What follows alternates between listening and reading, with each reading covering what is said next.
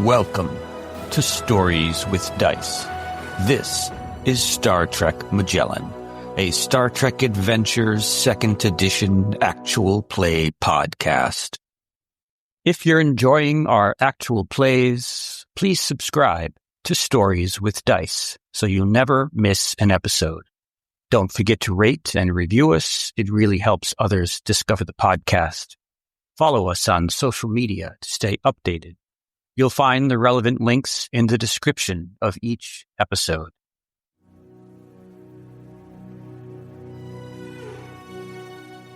It is the early 22nd century, 4 years after the founding of the United Federation of Planets, 5 years since the end of the Earth-Romulan War. Starfleet has renewed their mission of peaceful exploration. But something has gone terribly wrong at Cradle Station, a research outpost on the edge of Federation space. The crew is dead, its lead scientist missing. The USS Magellan's mission? Unravel the mystery of Cradle Station and boldly go where no one has gone before. Before we begin, some of the deuterium tanks in Cressida City are on fire. This means there's an active trait in effect during scenes on the planet. Certain actions might be more difficult as the fires spread and further contaminate the environment. We open on a sweeping montage of the Magellan, Icarus, Integrity, and Red Sea in orbit around Corella IV. The camera pulls from the ships in space to shuttles darting between them, then down into the transporter rooms, where evacuees are transferred off the overcrowded Magellan. Over these scenes, we hear the first officer's log. Captain's log, stardate 114.7. First officer in command. The evacuation is complete. Thanks to the timely arrival of the fleet, we rescued 500 of the 600 personnel. Evacuees are being transferred to the other starships for return to Starbase 12. Administrator Phillips remains in the brig, pending investigation into her role in the exploitation on Corella IV, and who in Starfleet may have knowingly turned a blind eye. The creatures are gone. The spatial anomaly is collapsing, and no additional entities are coming through. The captain and landing party remain on the surface, initiating first contact with the alien inhabitants and continuing the search for Dr. Korby. As the log ends, the scene moves to the planet's surface. The air is thick with smoke as the camera pans over Cressida City, now scattered across the plains outside an ancient settlement on the surface of Corella IV. Bodies still smoldering from the hard landing lie beneath twisted metal and shattered stone. Fires burn unchecked. Tanks of refined deuterium have ignited, casting flickering light across the wreckage. The camera sweeps toward the nearby alien settlement, its structures rising in layers of age and contradiction.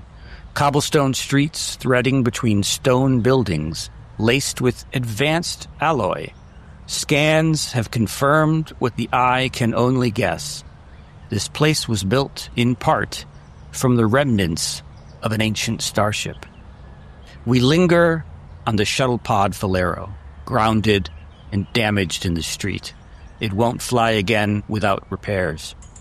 The camera moves inside one of the buildings. The stone and alloy walls are cool and dim, lit only by filtered sunlight spilling through narrow windows. Your chief medical officer lies in a cot.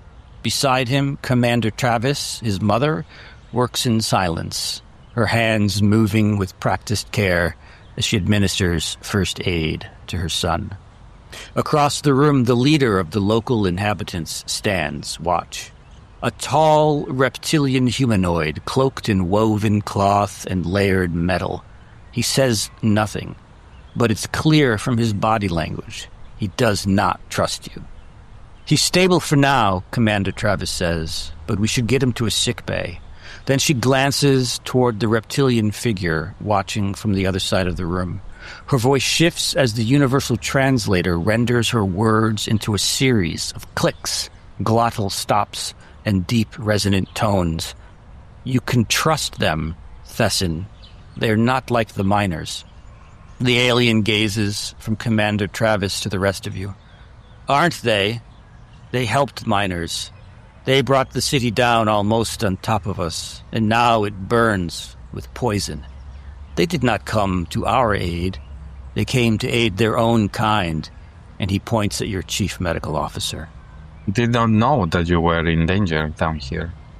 We're only called to help the city. How could we know? Your Starfleet sent a team of scientists here. They've been here for months. Interesting. Did you make contact with them? This woman was a part of the team. She stayed behind when they were told to leave. We were not aware of this science team, at least myself, until quite recently. We would very much like to talk with them. Tony, would you like to give me a presence in command? Your difficulty is going to be 0. So you don't have to roll if you don't want to, but if you want to try to generate momentum, you can. I roll with 1 as difficulty. Yep. So you have 1 success, so that means you've added 1 to the pool, 1 momentum to the pool. So essentially this is essentially for you, this is a first contact, right? And he doesn't trust you. You're trying to gain his trust. You're having this conversation. You're telling him that someone higher than you in the command chain may have known about this, but you yourself did not. So you've impressed upon him that you may not be like whoever gave those orders, whoever, and you're certainly not like the miners who were exploiting them and exploiting their labor. I hope that by coming here and helping you out with this monster, you can trust me and perhaps help me out. I've been trying to find the scientists.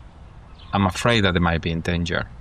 Well, if Commander Travis trusts you and says that I should trust you, then you seem like a good-hearted and reasonable person. Come, let me show you our memorial. For our homeworld lies many light years from here. Follow him? So, Commander, Dr. Travis, you are able to be up and about. Okay, cool. Your injury, you've been treated, you've been administered first aid, so your injuries have been mostly taken care of. They haven't gone away, so you will suffer some sort of consequences as you do actions. But you're not infirm, you're not bedridden or anything like that, so you are good to go. So you also have Cadet Asha and you have Henry Blank, unless the captain wants to send them back to the ship. We can have Douglas and Carmelo in the scene on the planet while playing either one of those characters. Last session, Carmelo played the security officer Blank, so we can keep it that way if that's what people prefer, just so people aren't left out as we move through this. Well, I assume the kids and stuff have all gone back up to the fleet. And they're all done. Correct. They were all beamed up. That is correct.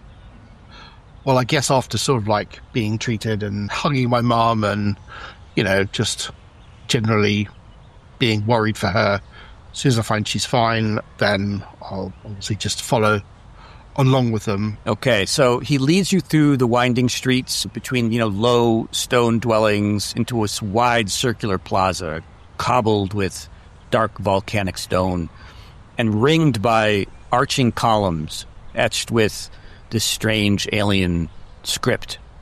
And at the heart of this plaza stand the shattered ruins of tall stone columns.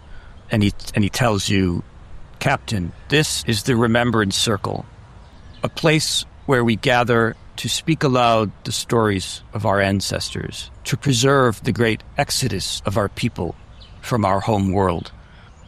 And then he gestures to the fragments of one of the columns, and carved across its ruined surface is what appears to be a star map, its lines cracked but still traceable. We are Saurians, and this is our star. It lies many light years from here. Long ago, we fled enslavement and death at the hands of the Ancient Ones and sought refuge on this world you call Corella IV. And then he picks up a round stone medallion from a nearby container, and its surface is marked with a symbol unfamiliar to you. And he says, the Ancient Ones had many chattel armies. One of them found us, and for generations we endured beneath the oppressive boot of their brutality. And then he gives the medallion to you, Captain. They called themselves Klingons. They live for war. We hope never to see their like again. But that is the least of our worries, for one of your kind has disturbed the hibernation cycle of an Ancient One cluster. Soon the entire swarm will awaken, and when they do, they will sweep from star system to star system like a dust storm, turning once fertile worlds into barren deserts in their wake. I make the connection that the star where they came from is the one that we were. Is this any way related to the monolith and all the stuff that we saw? Asha, give me a reason and science task if you're going to study the star map. Okay. Star stuff. None of these focuses are relevant. So you have a difficulty of 1. Insight and science, is it? Reason and science. Reason and science. All right. Okay. Can I spend that momentum to buy dice? Are we particularly precious about momentum at the moment? Go for it. Yep, go for it. Okay, so you've got a momentum back. You know that star is Tau Serpentis. It is in the Serpens constellation. So it is not the planet that Cradle Station was on. It's roughly 20 light years away from where you are, approximately 73 days at warp 5, which is the maximum warp of your starship. And I asked Asha, are any of these symbols related? Because this Remembrance Stone also has symbols and things, right? Yes, written in their alien language, yeah. So I will ask her to scan it and send it to Lieutenant Maris. Okay. So I will call you Maris. Lieutenant, we are sending you a scan of the Remembrance Stone of the species living here, the Saurians. I just want to, if you can have a quick look and compare it with in our database. Yes, Captain. I'll wait to receive it. Okay, so now he did tell you, just in case you missed it, that one of your kind has disturbed the hibernation cycle of an Ancient One cluster. Yeah, no, that was my next question to him. I wanted just to get this done. Can you tell me more about this? And here Commander Travis speaks up, and she says, he's talking about Dr. Korby. But don't ask me to explain what the doctor is doing. I'm just an exobiologist. All I know about quantum superposition is that it's a fundamental principle of quantum mechanics, and it essentially means that a quantum system can exist in multiple states simultaneously until a measurement is made. And then Tessin says yes, and this Dr. Korby must be stopped before he makes that measurement. Mum, do you know where Dr. Korby is? Last we knew, he was at the excavation site. We can take you there if you wish, says Tessin. Why does he need to be stopped before he takes the measurement? Because the Ancient Ones are hibernating in a state of quantum superposition. Once a measurement is made, it's like Schrodinger's cat, where the cat is both alive and dead until the box is opened. So is this the chief, the village chief explaining this? He's the leader, yes. The leader, yeah. Okay, so he knows a lot more than what's going on, really, because he's just... Let's just say this is not a sort of civilization where like quantum superposition. Yeah, I know exactly what that is. Yeah, I would like to ask Commander Travis, what is the knowledge of... how did you get to know Dr. Korby? Oh, I only met him briefly when he arrived. He was quite incensed that I'd stayed behind. He didn't mention anything about his previous position? No, I mean, I knew that he came from Cradle Station, but his work there is classified. He didn't share anything with you, I understand. No, he did not. Very well. Have you been to Cradle Station? I have not, no. I've got some data for you. Do you? I've uncovered some information around 3 different skulls that were found there. You'd be really interested in them. And then I realised that my data pad and stuff was all being destroyed. And I was like, yeah, once I get that again, I'll share the information with you, Mum. Well, I look forward to it. Well, actually, that's a good point, Dr. Travis. I will pull out the skull of this old species. Remember the one that looked like very demonic? And I will show it to Cezanne and Commander Travis. Is this the old one? Commander Travis glances at the image you pulled up on your tricorder and asks, Thesson, is this what I think it is?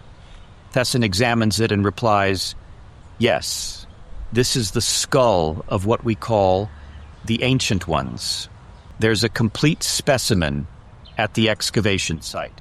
Do you know where they come from? Thesson tells you that they do not know where the Ancient Ones came from. Well, we probably don't want them coming through, do we? No. Very well. I think we should head back and go to the excavation.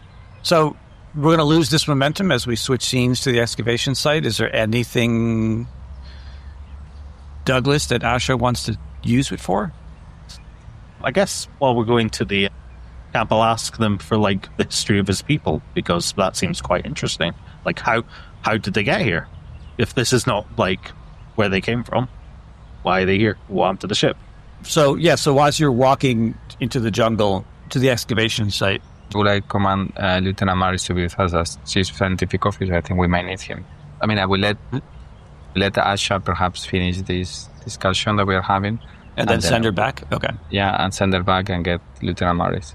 Okay. Sorry about that. All right. Yep, no problem. So he explains to Asha that they fled enslavement and death at the hands of the Ancient Ones who invaded their homeworld over 700 years ago. Came to this planet seeking refuge, but then were found by a warrior species who called themselves Klingons, who were an army of the Ancient Ones. They were themselves enslaved by the Ancient Ones, and the Ancient Ones used them as an army. And then he sort of ribs her a little bit and says, you should pay attention more when your elders speak, young lady, because I already explained all of this moments ago. When Lev Maris comes back, I'll make sure I requisition some kit just to kind of send back some medical gear and stuff. Yeah, and he can come down with an extra medical tricorder for you. Yeah, that's great.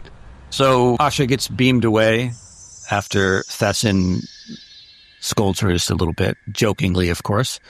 And Lieutenant Commander Maris beams down. So Douglas, you want to take over for Henry Blank? Yeah, sure, I can do that. Okay. So Thesson leads you to a clearing in the jungle where the weathered hull of a massive starship juts from the earth at an angle, partially buried beneath layers of soil and creeping vegetation. Nearby is a portable Federation habitat that stands silent. Its entrance is unsealed, and beyond the habitat is a shallow pit which marks the dig site. And the earth here has been excavated. It reveals a complete skeleton of Specimen 3. It is a colossal humanoid figure, nearly 10 meters tall. The remains are partially embedded in the soil, their position preserved, with field braces along the walls of the dig site. Marker beacons are blinking steadily around the perimeter, and there's a tripod-mounted scanner that sweeps the bones in a slow rhythmic arc as it continues to scan the remains. And the only sounds you hear are the low thrum of a generator and the whir of machinery and the ever-present buzz of insects in the jungle. I take it this is where you're staying, Mum? Well, this is where you're working, Mum? Yes, that is correct. Until we were recalled and all of our work was designated top secret at the highest level with no explanation. Who gave the order, do you know? I don't know, and I'm not getting any answers from anyone. Has Dad been in touch? He's not thrilled that I disobeyed orders to leave. So how long have you been here, Mum? We were here for a few months before we got the order to leave. Really? Oh, wow. I didn't even know where you were. To be fair, I have been busy. Your first posting aboard a starship is not a small thing. No, and the captain's all right. I sort of point back towards the captain. I think Mum, my ears are twitching now. yeah. I'll then also download the stuff from mine to hers, so she's got all the data that I had. When you get a second, you might want to look over this. Thank you, son. Lieutenant Maris, what do you make of this ship? Do you recognize it? I don't think I do. It's a design that we've never really seen before. We'll take some tricorder readings so we can take them back to the ship and examine them a little more closely. There may be something on the database. Yeah, so Carmelo, you can give me a reason and science task. You'll need 1 success to scan the crashed alien ship. Okay. Reason in science. Okay. So 2 dice, okay. I've got a sensor operations, so... Yep. So you can use a focus. Okay. Rolling dice. 2 successes. Excellent. So you have 1 momentum. So your scans reveal that the vessel is well over 700 years old. No active power signatures are detected, though you are registering trace amounts of exotic energy near what appears to be the engine room. You are detecting a single human life sign in that location. So you have that 1 momentum. You can spend it to ask me a question. Okay, so we've got a human signature inside the ship near an engineering section with an exotic energy field. Okay, I think I actually want to ask you a question about that energy field. Okay. I thought you might. So it reveals unstable subspace fluctuations. Energy readings are increasing in amplitude, and it's consistent with early-stage formation of a spatial anomaly, likely the same phenomenon previously encountered at Cressida City. Okay, so in that case, my Esper must be getting itchy. Your Esper is getting a little itchy. Does the captain know about the transporter incident and the precog flashes? The transporter accident in your character's history was part of your personnel file, so he would probably definitely know about that. Your personnel file would also include your ESP abilities, whether you shared with him your experience while you were in sickbay and then in your quarters when you were unconscious. That's up to you to decide. Okay. Well, I'm going to tell the captain, I'm getting these precog flashes, Captain, and they're very reminiscent of what started beforehand, before I became incapacitated and went to sickbay. Yeah, I remember in Cradle Station. Yeah, so we are receiving a human life signature inside the ship. However, I'm not sure what the exotic energy might do to me or even the rest of you. It may be safer for you, but again, as before, I'm willing to go in if we can find a way into this ship. I think we need to find out who this human biological sign might be. Well, Doctor Korby, that would be the logical conclusion. Yeah, I was thinking the same. Doctor, your mother has looked over the data that you provided, and she's like, look at this. These skeletal remains in this archaeological dig site have the same DNA as the fragment discovered in the ice core sample at Cradle Station. All of them? No. She's saying that the skeletal remains at this archaeological dig site, its DNA matches the fragment from the ice core sample, which Dr. Korby called the proto-mantis. Yes, okay. Right. No, I think because it matches the same as the other weird creature, doesn't it? Yeah. Okay. Thanks, Ron. We are going to try to go in, but Lieutenant Maris, if you feel any discomfort, please do let me know. I don't want to put you in danger. Thank you, Captain. But I agree. We need to go. We need to find out. If this is Dr. Korby, a lot of answers can be given in his discovery. Yeah. Commander Travis, I need to go in with my crew, but you don't have to. I would rather you perhaps stay here while we investigate. There is the habitat that you could look at if you're interested. And we are going to switch, I think, to Chief Engineer Rhodes aboard the Magellan for a moment. Tell us where you are. Probably, let's say on the bridge. That'll make things easier. You're on the bridge, okay. And what are you doing on the bridge? So, city's kind of on fire at the moment, right? Yes, and if left unchecked, it will get very bad for the inhabitants of the Saurian settlement and the landing party. Can we tell from here, is like all the deuterium gone up, or is it just some of it that's ruptured so far? So imagine if all went up, like there wouldn't be much of a city left, because that burns hotter than plasma. Correct. Just some of it. I'm going to ask, Commander Cabal permission to go down to the city and do something about the deuterium fires. If we don't get that under control, the whole city might go up and cause untold ecological damage. Take an entire damage control team with you, or an engineering team, whatever it is you need, but I agree with your assessment. I'll inform the captain. I'm going to go and have a word with the administrator as well before I go down there, because some of this stuff might have, permissions and that sort of thing. So you go down to the brig. Administrator Phillips is sitting there, and she looks at you. As soon as you walk in, she looks at you, and you can see right on her face, she knows you. And she gets up, and she says, "Well, I'll be damned. Stephen Rhodes in the flesh." Do I recognize her now that I'm face-to-face with her? It's starting to come back to you. And yeah, she's older now, but you seem to remember because you had two siblings, correct? Yes, I had a brother and a sister, younger. Right, and they are in prison, if I'm not mistaken. They went to a penal colony about 20 years ago. We don't speak much. Okay. So they're out. I thought they were still in prison. Okay. Who knows? I don't know. They got put in prison in 2155, but that was... Oh, no, that would be... No, that was... Yeah, 10 years ago. 10 years ago they went in. So, who knows? She was a member of Terra Prime, and you distinctly remember your brother telling you about this woman by the name of Phillips. And it seems to you that you remember that she was the one who radicalized your brother and sister into Terra Prime. Okay. Guess we So what was her first name? Camellia. There's our Patreon NPC name for you right there. I didn't know they'd Nicely done. let you out. You seem to have gone up in the world since last we met. Administrator. Life is funny that way. Sorry about your brother and sister. I think they're still in prison, but I might be able to pull some strings. Don't push yourself out for them.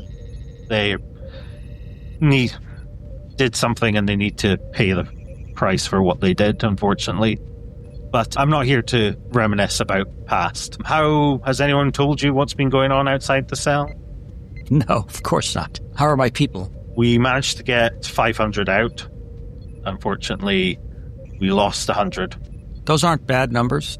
We managed to land the refinery on planet and kept most of the structure. And most of the refined deuterium is fine at the moment. However, some of it has ruptured. So I'm setting up a team to go down and try and damage control the deuterium fires and hopefully cover as much of the refined deuterium. So, you and your miners at least get something out of this deal. But I'll need, the access codes. Come on, Starfleet. We know you're concerned about the natives. Please, bleeding heart. You can't fool me. Here's a question. Do I know anything about the natives, really, apart from someone mentioned they were talking to natives on the planet? No, yeah, you don't. You don't. Just other than there were some sort of indigenous inhabitants who were being exploited, which is strange because all Starfleet records that you have seen have mentioned that the planet was uninhabited. I believe that's something the captain's dealing with at the moment. I don't know anything about any natives per se. My priority at the moment is to stop the deuterium fires. Can you trust this Andorian captain of yours to do what's best for you and the other humans on this crew? If we stop the deuterium fires, there's going to be at least some deuterium to recover, and you and your miners get paid. If not, those guys have been wasted years of their lives. So are you going to help or not? Or am I just going to have to go down there? Fair enough. You can have the access codes. I may ask for something in return at some point, but we'll worry about that later, won't we? No, there won't. I could go down there without them. You get some of the refined deuterium. That is what you and your miners have worked and strived for. That's the offer I'm giving. You can take it or leave it. Either way, you're still staying in that cell until the captain tells me otherwise. She hands you the access codes, then says, "You should care more about the well-being of your own kind. I promise you, your captain certainly cares more for his than he does for you." While I'm leaving, I'll just be turned back and be like, I thought after like all these years, you guys would have changed, but apparently not. And then I'll leave. All right, I guess I'll start rounding up some people to go down there and do some very horrific damage control, probably, because it's going to be war. Yes. So we'll probably need, like, the space suits. Yeah, I imagine you're going to need protective suits, like EV suits, which will not have an opportunity cost because without them, you wouldn't be able to breathe. So there's, I believe, at least I remember in the first edition, there's that rule where if you need the tech because without it you die, then there's no momentum cost to have it. So yeah, so your team can take whatever it is you need. And we'll call whether it's a damage control team or an engineering team, that'll be a trait, and it'll cost you, remind me, I think it's 2 momentum?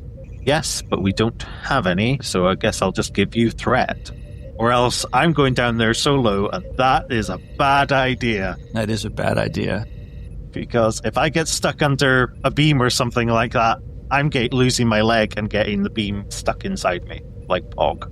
And speaking of your navigator, you just got word as you're getting your team together that he's died. Yeah, unfortunately, he hasn't got time to let that sink in at the moment. But yes, the captain will probably be getting an earful at some point. And Rhodes might be thrown in the brig with the other guy, with Phillips. And so we will switch back, while you get your team ready, to the excavation site. So I'll have wandered in with my mum to the habitat. The portable habitat? Yeah, I was going to say, let's start with you first. So inside this very small, cramped habitat, you see a bunch of archaeological tools and scanning equipment lying scattered around. There's a bunch of crates and some workbenches. There's a few consoles that are humming. One of them appears to be on. The other ones are locked down. And she tells you that these computers have files on them that are encrypted, and she's come here before when he was not around, and she hasn't been able to decrypt them. Maybe someone on the ship could do that. It is a reason and security task. Would you Definitely not me. Would you and your mother like to try? I'm awful at that, so let me have a look. You know what? I could give that a go, I suppose. Okay. I will roll for your mother. Do you want to buy some dice?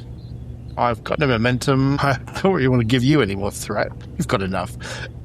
But then saying that, will my head wound come into play, or...? Yes, it will. So your difficulty is going to be, instead of 2, it's going to be 3. Yeah, okay. It's unlikely. I'm not feeling up to it. I probably start, and then I realise that I can't really focus properly, and I've got a bit of a headache, and so I stop. I don't actually attempt. Okay. Do it. She's like, "Oh, I'm sorry. I've pushed you too hard. I've pushed you too hard, son." No, it's fine. You need someone who knows what they're doing, and it's just not me. But I think maybe one of the others might be able to help. They've gone into the alien ship. Oh, okay. Well, in that case, I guess I'll use the communicator. Communicator. That's the word. Thank you very much. It's been a long day. And say, Henry, would you mind coming back to the cabin? Just need to see if we can kind of have a look at getting into some data. That'd be all right.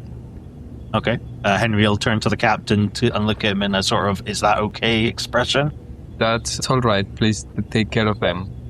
All right. So Henry Blank comes back, and they had just started to enter like a break in the hull to get into the ship when Blank turns around, comes back into the habitat. Hey, Henry. Hey, Doc, where's the computer? Oh, well, this one. All right, let me at it. Let's have a look here. So you're going to need a difficulty 2 reason and security task, Mr. Blank. Do you want to give me a hand here, Doc? Probably my mum might be best to help you. All right, Mrs. Doc. I like that. Mrs. Doc's cool. Okay, 2 successes required. Reason security. And Mrs. Doc is not helping. She is in fact hindering. It's all on me. You haven't seen this kind of encryption before. It's new to you. It's strange. And the complication that Commander Travis rolled is now going to make the difficulty 3. So that the next time you try to decrypt the file. Some kind of like security system on it that... Right. And it tells you now you only have two more attempts to enter the password before you're locked out of the computer. Did I just try password by any chance? Yeah. I think the password is Megalomaniac Scientist 01. Okay. Do we want to go again? No, I think we'll just have to leave it as is. Okay.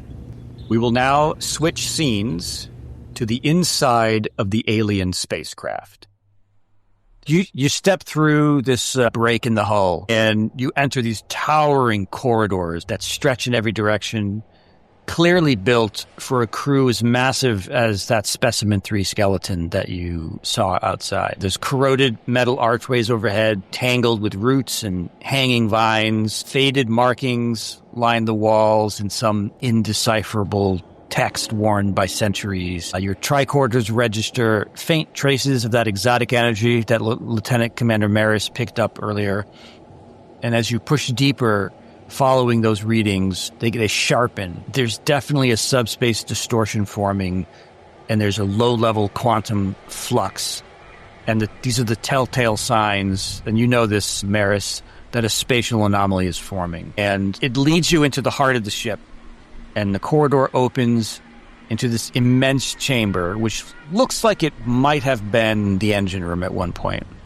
And there's strange alien machinery, all broken around sort of the central core of whatever their power system was. And there you can see, pulsing faintly in the air, light crack in reality. And standing at the base of this forming anomaly is Dr. Korby. And he turns to you as you enter, wild-eyed, and his voice is trembling with awe. Don't you see? It is not just some creature. It is thought itself. The universe made aware, our minds, our consciousness, it all comes from this. And then the anomaly flares like a bright light. And there's this energy lashes out, crackling like lightning. It hits Dr. Korby. He screams. He's thrown back against the bulkhead. Something in his hand clatters to the deck. And then the anomaly just tears open.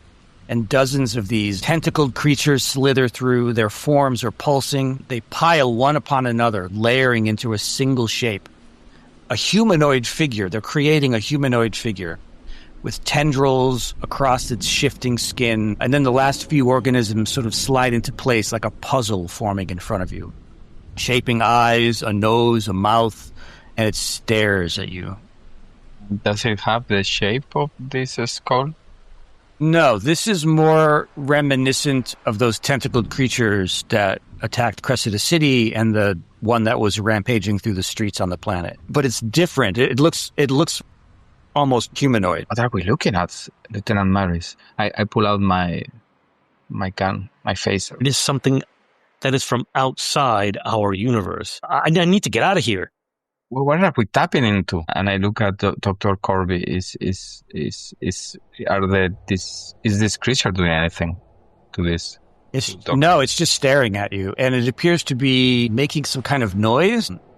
We'll try to see if I can translate that, if that makes any sense to my translator. Yeah. Okay, so can you give me a insight and science task? It's going to be fun. And so Maris can be the lead on that. You can ask him to do it, and then you can assist if you want to do it that way.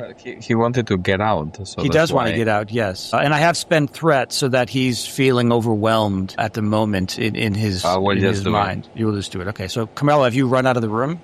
No, I haven't run out yet. The desire is very strong. Yep, okay. So go ahead, Captain. Do I fail miserably? You don't fail miserably, but you do fail. So you've got your tricorder, and you're trying to figure out what these sounds that it's making. It almost sounds like off-key music, and you're unable to understand what it means. I will just lift my arms and say, "Come in peace. We want to know, what do you want?" Maris, what are you doing? I'm going to see if I can try and push back the temporal noise and try and understand, bringing the off-key music notes, as you mentioned, into some sort of understanding. So should I do insight and or presence? I would say reason. and security. You're trying to sort of protect yourself, right? Right. Yep. So you have some values here. Mm-hmm. There is always a way. You also have a focus, survival. You could use that. I think that would count here. You're sort of like, coming into survival mode, like you're got some PTSD going on. This thing is sort of entering your mind. You don't want it to. It's showing you these images that like you don't want to partake in. So you could certainly use survival. But if you wanted to use a value, that would enable you to use the 1 point of determination that you have to give you 2 automatic successes on the roll. Okay, I think that sounds better. So should I tick using focus then? Yes. Okay, right. So, gonna do a roll now. So if you wanted to use your determination, you can check that box as well. Determination value, yeah. Yep. Okay. And then the thing that I learned is that when you're using the determination, set the number of dice in your pool 1 lower than what you are normally rolling, because it's going to give you that die automatically. So that'll be 1. Yep. Dice. Okay. Rolling 1 dice. Okay, here we go. All right. You have 2 successes. So, you have managed to keep this entity from invading your mind. You've pushed out all of the images that it's flooding your mind with, and you're feeling calmer and more in control of yourself. Like you're not worried that you're going to fall unconscious or slip into some kind of other dimension or what have you. You're not going to have the kind of experience that you had, earlier when you were unconscious in sickbay. This gives me a better opportunity to try and interpret what it's saying. Yes. So I'm going to ask it a question. Who are you? And it just sort of screeches these high-pitched sounds back at you. I think it might be understanding me. We don't understand. We don't understand it, but it may be understanding me. Do you want to try to use your tricorder to sort of figure out the pattern in these? Yes. Okay. Yeah, it's a good idea. So that's insight and science, and your difficulty is 2. Okay. And rolling now. Okay, so I'm going to say you succeed at cost here. So your tricorder is isolating a repeating pattern. The pulses of musical notes are not random. They form a structured kinetic language. And they're not actually notes. You're hearing them as notes, but it's actually underneath them is actually a micro vibration. So you can modify, you think that you can modify your universal translator to tie it into the tricorder so that the tricorder can scan these synchronized vibrations and then that the translator form the syntax and the language. And that is going to be a reason and engineering task. Okay. Reason and engineering. And you've got 3 successes. Perfect. Okay. So it's taken you a few minutes. You believe that you've modified your universal translator to work with the tricorder. The tricorder is scanning the alien's language, what you believe is language, and after a few minutes, computerized voice in the translator starts to speak. And it says, "We are emissaries of what you might call a colony. Ample warning was given to the talking primate called Maris. We now invoke our right to self-defense against the one who reimposed sentience upon us, the one designated as Doctor Korby. He draws us into your universe. For what purpose? This question and others have gone unanswered. Answers are no longer required. Warning was given. Korby must die. All his knowledge, wherever it may reside, must be eradicated." We'll answer to that, I guess. He will translate. And it's like, we understand that you feel forced against your will. And this is something that we understand is giving you pain. I come from... I'm part of Korby's group, and we can punish him. We will take him back to our home and put him into trial. Death is not necessary. He will not do this again. Knowledge will be put safe somewhere else. Insufficient. The warning that you gave, I didn't understand it at first. You have to understand that if we had known what you were telling us from the beginning, we would have done it. You need to give us a chance. Chance was given. Ignorance is not an adequate defense. Not ignorance. It was lack of understanding. Lack of understanding is lack of intelligence. This is ignorance. We grow weary of sentience. If we can find a way to close this temporal rift, send you back, and make sure it never opens again, would that satisfy you? Perhaps. Tell us more. Is the power structure of this ship creating the temporal rift? Negative. Is it within this ship at all? These primates are ignorant. They do not know how to close what has been opened. Dr. Korby probably could if he opened it. He has struck a chord that should never have been struck.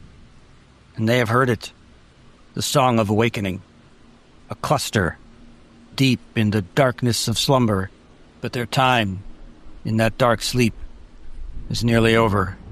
Tell us more about these ancients, or these sleepers. Perhaps you can understand them. You would do well to avoid them. They rise like a plague, devour, conquer, and then retreat into our universe to hibernate. And your galaxy forgets until they awaken again. Only one species in all our knowledge has ever driven them back, forced them into early hibernation. They call themselves Klingon. Do you have any suggestion? I don't know who these Klingons are, but if we can't figure out... Wait a minute. Korby knows how to open this. Go to him. I will try to distract them. I'll talk to Dr. Korby. Okay, so Tony, do you want to give me either a reason in command or a presence in command role?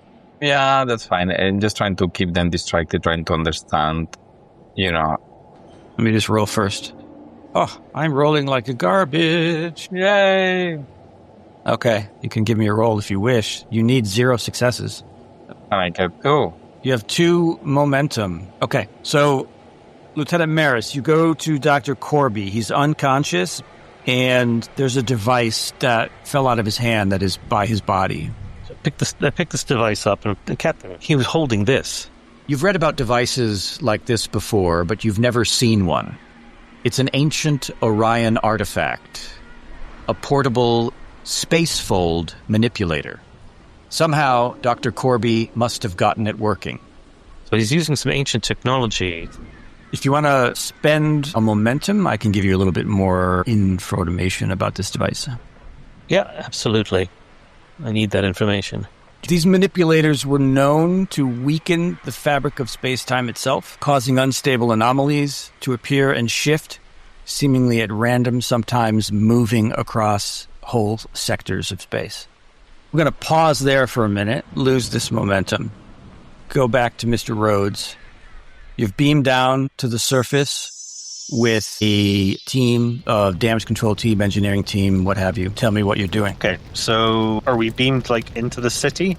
Yeah, so you've beamed down to the remains of Cressida City, as close to the burning deuterium tanks as is safe.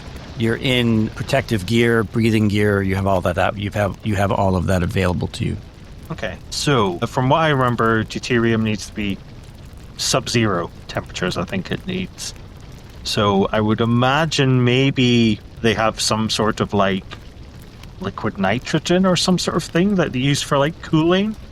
Yes, keeping this stuff frozen. So maybe I'll have a look and see if there's any of that we can use to fight the fire, if that makes sense, or if there's any sort of automated system for damage control. Yeah, there's an automated cooling system, and there's also a fire control system. Okay, I assume both of them are not working at the moment, or else they would have kicked in. Correct. Let's try and get the fire control online then. Okay, so you want to give me a daring and engineering task? Would we consider this under mining operations? Yes, I would. It's fine, so I have a relevant focus. Okay. And you have the team with you, which acts as a trait, so it reduces the difficulty from 3 to 2. Okay, no momentum at the moment, so I will roll my dice. Okay, so you've generated 1 momentum. You've got the system back online. You've got fires raging. It's starting to get hot in those suits, even though they're protecting you from the heat. It's the longer you stay here, the less protection they'll give you. Yeah. Can I use my additional momentum to sort of bypass the safeties on the fire prevention, just to set it to Mat 11, pretty much? So that's like a trait. So it's going to cost you 2 momentum, so you can give me 1 momentum, or you can spend that 1 momentum and then give me 1 threat, if that's what you want to do. Yeah, let's do that. Okay. So explain again what you're doing. Bypassing the safety protocols, where it's just nice. It's sort of like sprinklers. It's sort of like a nice sort of gentle. Then they're listening. I'm just bypassing everything, max pressure, everything. So the fire prevention system is blasting out tons of water. Are you working on the coolants now? Coolant will be the next thing. So the fire's not spreading any further. Now it will be trying to put out the existing fires, I assume, by reinitializing the coolant. Yep. To cool down you have to cool down the tanks and the existing tanks before they ignite as well, because it's the fires raise the temperature significantly. Okay, right. So I guess I'll do that then. Yep. Another daring and engineering. Engineering. I assume the mining operation is still relevant because it's the storage of deuterium. 2 successes again. 2 successes required. Yep. That okay. is Yep. 2 successes again, but no momentum gained. Excellent. So then you have got the fires under control. Most of them are starting to go out. You're lowering the temperatures on the tanks that have not ignited so that they don't ignite. But then since you sort of threw caution to the wind with the fire suppressant system, you've overpowered and overtaxed the remaining power systems that are still functioning on the city, and they've blown. Okay. So is everything now kind of shutting down? Yes, everything is shutting down. Can I quickly try and see if I can switch over to backups if there's any? Yes, before you do that, we're going to switch back for a moment. So the remaining power systems, the conduits, the circuitry has blown, exploding into sparks fly. Perhaps some of the team, their suits have been singed. Maybe some of their suits are now ripped and exposed. We switch back to the alien vessel with Maris and Captain Karth the Zareth. Now, Doctor, you've been hanging out in that habitat. Do you want to go into the alien vessel? Yeah, I kind of figured that what would happen would be that once you've kind of figured that we couldn't get anything in, we couldn't get into the information, then we will go into the ship because we've just been following from behind. So we'll probably come in at the point that the captain's trying to distract the creature. Yeah, so you you follow the energy signature of the anomaly to what looks like main engineering. You see that entity that they're speaking to. Hey, Doc, they're talking to one of them squid things. I mean, geez, what the hell? I'm about to swear and then realize I'm with my mum. It's a very awkward moment. I kind of look at it. And Captain Karth the Zareth, you've been sort of distracting the entity, chatting with it, reasoning with it, and it says to you as all of that is going on, maybe I'm not even sure if you notice at this point that Dr. Travis and Ensign Blank have entered the space, but the entity says to you, and this is coming through Maris's translator, so it's sort of echoing through the room. We have listened, Blue Primate. Your words have weight. And then a ripple of energy surrounds all of you, and in an instant, you find yourselves transported onto the bridge of the Magellan. And you can still hear the entity's voice. It's in your head now. Never again draw us into your universe, nor force sentience upon us. We desire no further contact with your kind. And then their entity's words echo and fade. And then the proximity alarm blares. And you barely have time to register. The buildup of exotic energy before space itself fractures on your main viewer. And out of the rift, Tens of thousands of these small organisms burst forth, surging toward your vessel with terrifying speed. They swarm across the hull. Your armory officer shouts out that whatever those things are, your shields have no effect. They're passing right through them and attaching themselves to the warp nacelles. The red alert lights are flashing. The deck groans beneath your feet as the ship lurches forward, pulled toward the heart of the spatial anomaly.